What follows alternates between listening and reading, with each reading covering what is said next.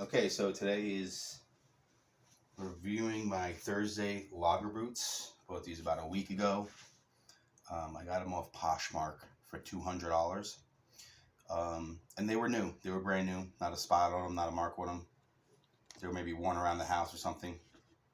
I don't think they were seconds. Thursday does sell a lot of factory seconds. I checked every stitch on them. Looks perfect. Every eyelet matches up perfect. So anything that can make it a second that you would notice, the stitching around here looks perfect. I mean, as good as can be, you know.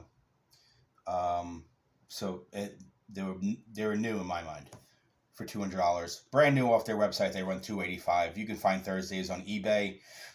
A lot of times seconds, and I recommend picking up their seconds because I've heard good reviews about them. For around $200. Their captains you can probably get for around like 150, 140, $200 brand new. So they're definitely an entry level boot company when it comes to this right here. This Goodyear welt. This Goodyear welt is 360 degrees, goes around the whole boot here.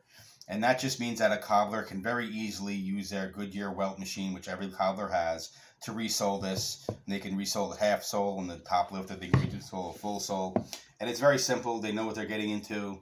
If you don't have any damage to your upper or anything, or the welt, they don't have to undo the welt. So the welt is stitched to the upper, and then the lower is stitched to the welt. So this way, this welt, which is like an oiled welt. I mean, they used to use Goodyear.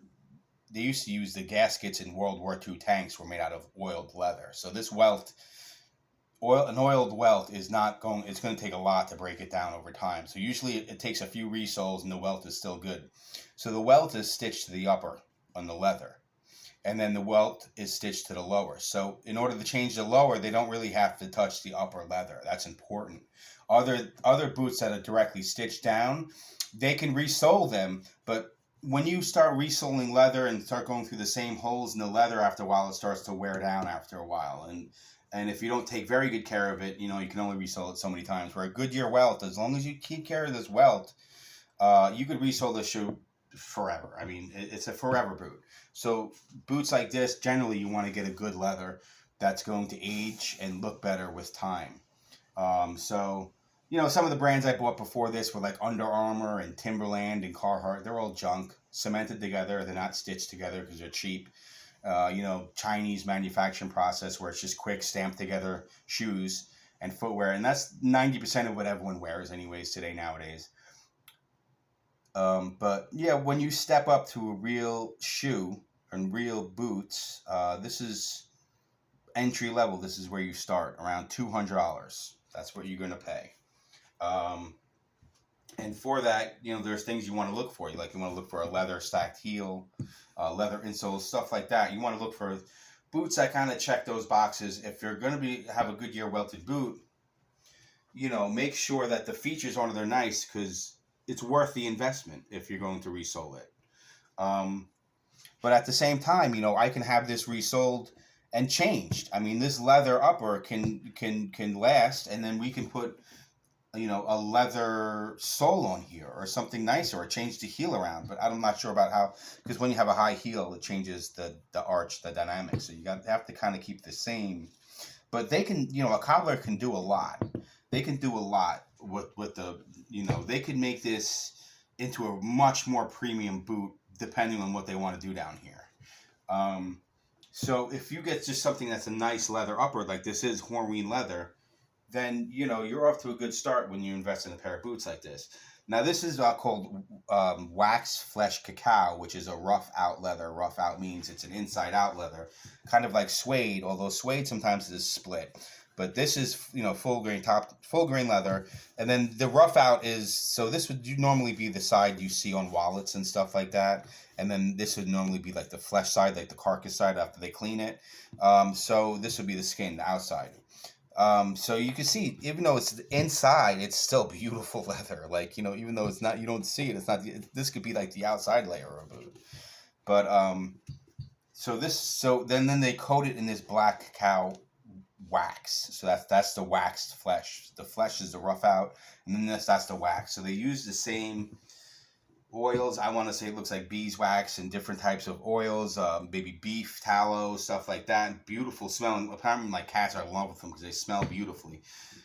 That's normally the oils they tan this side of the leather with, and they'll tan that side of the leather with so it turns brown. And normally, when you see leather that has kind of like a pull-up effect, where you fold it and you can see like the color of the leather popping through, like the dark oils.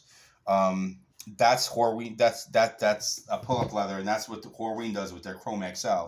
They just did this with the inside with the flesh color, so it does kind of pop when you fold it, but it's more like a wax breaking, and you see the flesh pop through. So when I first got this boot, it was like beautiful. It was the leather was all stiff and it was all perfectly colored black, and it looked very dark brown. And but now you're seeing it like T-coring a little bit, like the brown coming through, and that's intentional, and that's part of the beauty of the leather over time. And this is just So Thursday, back onto the company, Thurday Boots, excellent boot company. They have mixed reviews online. It's really weird. You have people that are really I don't know, because they're an entry-level boot company. So you get a lot of people online who are kind of snobby, and they don't want, a $200 boot in their closet. And then you have people who, Thurday Boot Company seems to do a lot of online marketing stuff. Their customer service is always online. It's very good, which is a good thing. If you ever have a complaint online, boy, they'll comment and they'll apologize to you. So they're very active on Reddit. They're very active on YouTube influencers and stuff like that. So it seems like everyone has an opinion about them. They're very popular online. Made a lot of buzz in the last few years.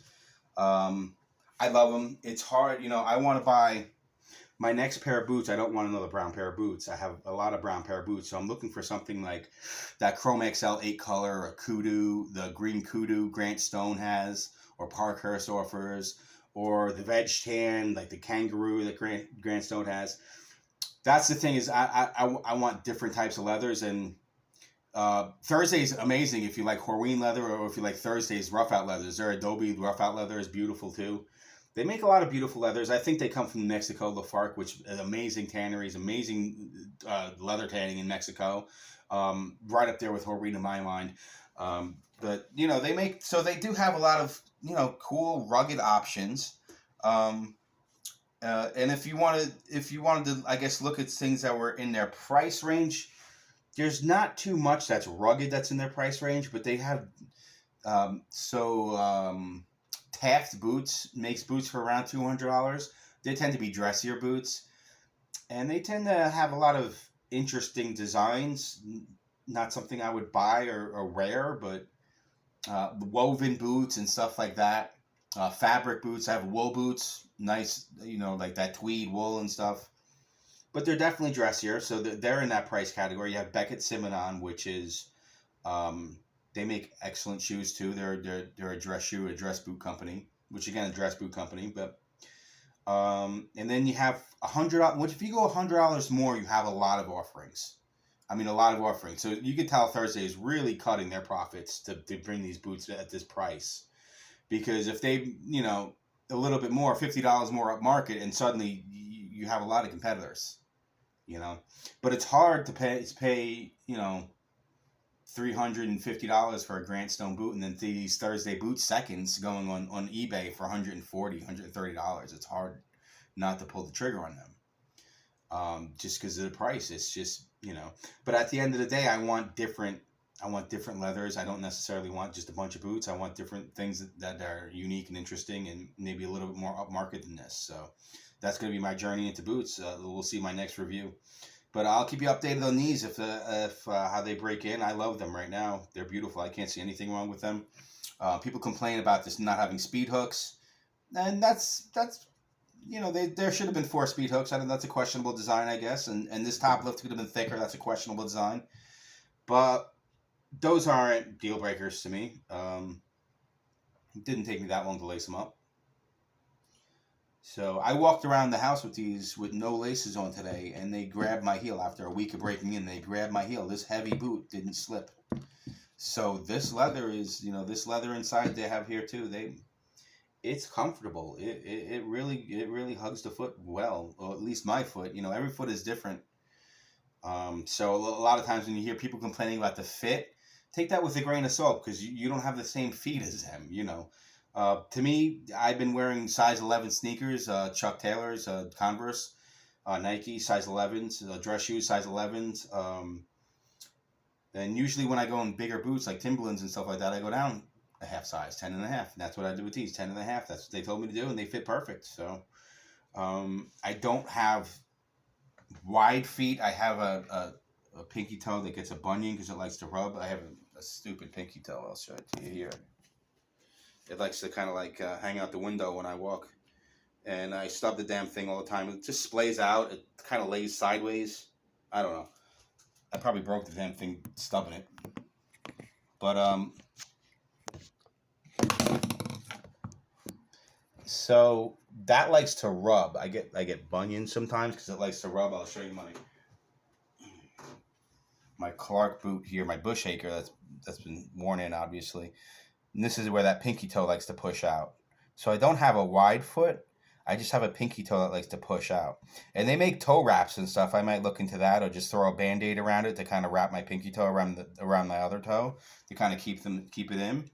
But that's why I get bunions right here. It starts to rub right here. But on this boot, it's not so bad because it has a leather lining. And even though it pushes, it doesn't irritate it. Like it's hitting smooth leather. So it's not a problem. And that's the only issue I have with my feet. My heels are a little narrower than a D usually. So if I wear like loafers, sometimes loafers with heavy heels, they'll fall off my heel. But my ball of my foot is a D. And in Converse, I'm 11. And boots, I'm a 10 and a half.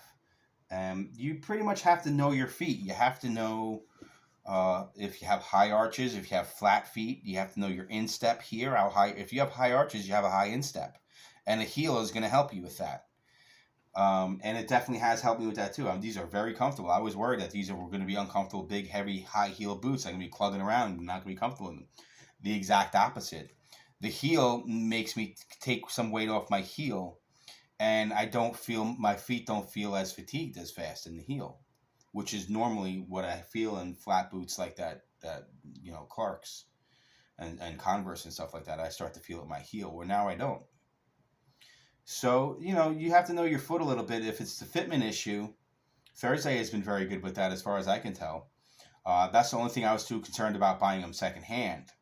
Because you don't buy them directly, then it's, you can't expect them to do anything. But, I took a little risk. I looked into it. I looked at the design of the boot. I knew the shape of my foot.